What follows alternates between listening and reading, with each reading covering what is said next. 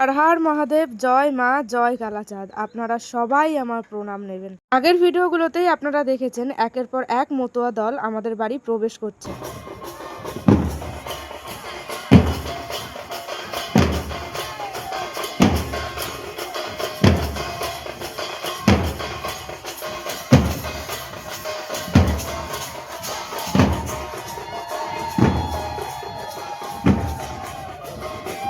আর প্রত্যেকটি দল আসার আগেই আমরা বরণডালা হাতে নিয়ে রাস্তার সামনে দাঁড়িয়ে থাকি, যাতে প্রত্যেকটি দলকে আমরা বরণ করে পরম যত্নে মায়ের মন্দিরের সামনে নিয়ে যেতে পারি। আমি আমার আগের ভিডিওতেই বলেছিলাম যে আমি কোনো জাতি বা ধর্মের ভেদাভেদ মানি না। আমার কাছে সকল ধর্মের মানুষরাই সমান। ধর্মের ভেদাভেদ আমার কাছে ভগবানকে ডাকার নানান রকম মাধ্যম মাত্র।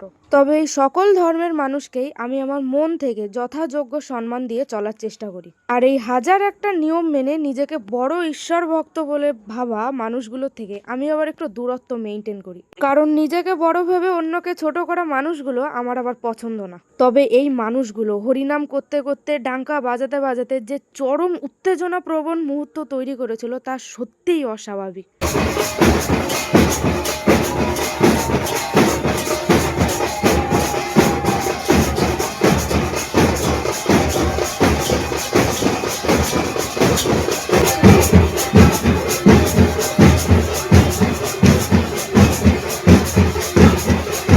প্রচুর পরিমাণে ভক্তের সমাগম হয়েছিল ওই দিনটিতে। এত ভক্তের আগমন হয়েছিল যে মায়ের মন্দিরের সামনে পা দেওয়ারই জায়গা ছিল না। আর তারপরেই একের পর এক দল মন্দিরে ঢুকতেই রয়েছে।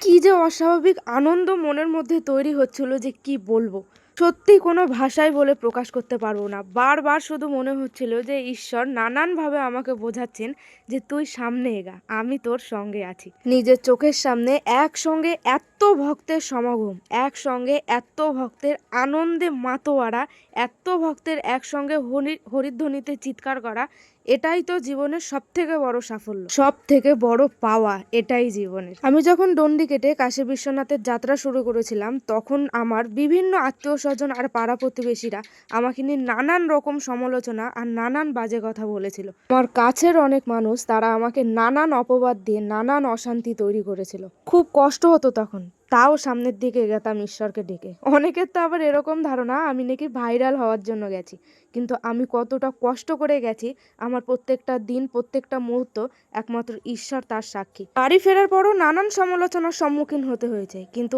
আজকে আমার এই আনন্দময় বিশেষ দিনটি হচ্ছে এই সব মানুষের মুখের উপর প্রতি উত্তর। কাশী বিশ্বনাথের যাত্রাপথে ঈশ্বর আমাকে অনেক কিছু শিখিয়েছেন। ঈশ্বর আমাকে মানুষ চিনতে শিখিয়েছেন।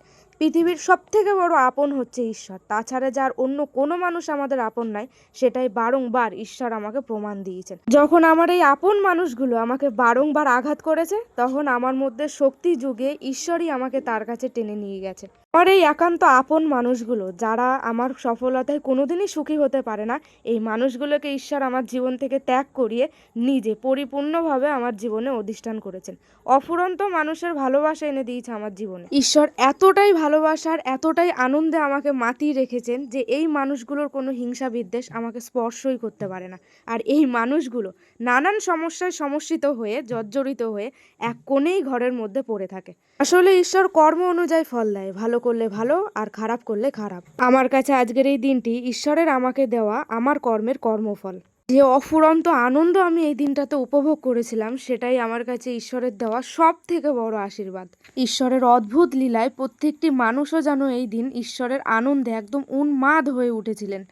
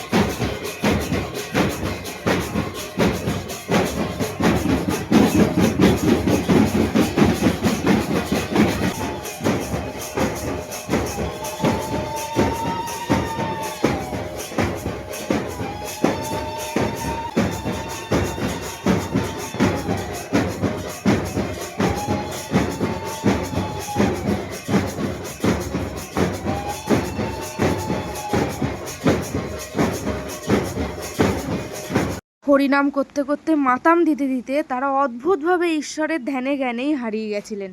ওনারা প্রত্যেকে আমাকে মন থেকে আশীর্বাদ করে গেছেন যাতে আমি জীবনে সমস্ত বাধা কাটিয়ে আরো অনেক সামনে এগাতে পারি। যে যাই বলুক, আমি যেন মন থেকে এইভাবেই ঈশ্বরকে ডাকতে পারি, সেই আশীর্বাদই ওনারা প্রত্যেকে আমাকে করে গেছেন।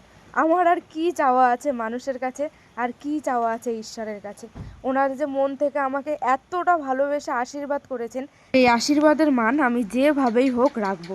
ওনাদের এই সম্মান, ভালোবাসা আর আশীর্বাদের ছোঁয়ায় আমি জীবনে আরো অনেক দূর এগিয়ে যাব। আমি স্বপ্নেও কোনোদিনও ভাবিনি যে ঈশ্বর আমাকে এত মানুষের এত ভালোবাসা, এত আশীর্বাদ পাইয়ে দেবেন।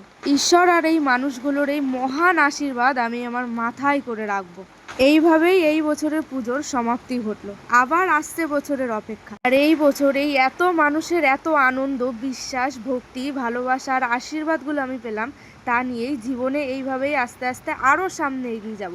আপনারা প্রত্যেকে আমাকে সেই আশীর্বাদই করবেন।